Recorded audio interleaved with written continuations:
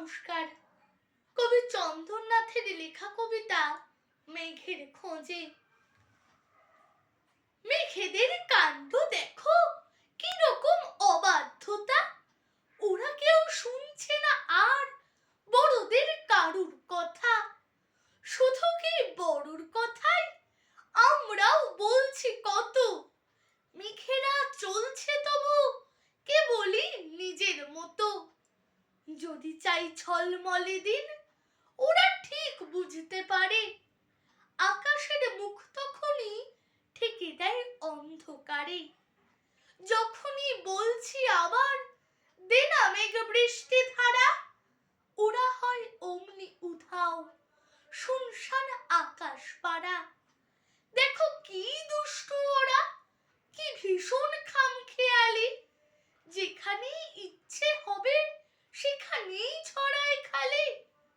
কতদিন রুক্ষ মরু বলছে পারছি না আর, এসো মেঘ আমার কাছে ছোঁয়া দাও বৃষ্টি ধারার। তবু মেঘ যায়নি কাছে, দেয়নি এক ফোঁটা জল, অথচ আজ ওখানেই সারাদিন মেঘের মাদল।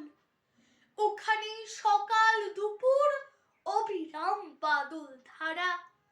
মেঘের দস্যিপনা বলো আজ রুখবে কারা, ওদেরই জন্যে তো আজ মরুতেও বানভাসি সব।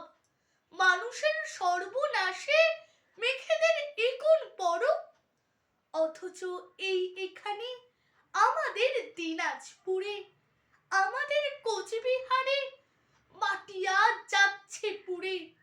জমিতে পুড়ছে ফসল, নদীরা শীর্ণ কায়া, থুকছে বন বনানি, নেই তার শ্যামল মায়া। আকাশে দু চোখ তুলে ডাকে তাই মেঘ ছুটে আয়, আমাদের রুক্ষ মাটি ভেজা আজ বৃষ্টি ধারায়।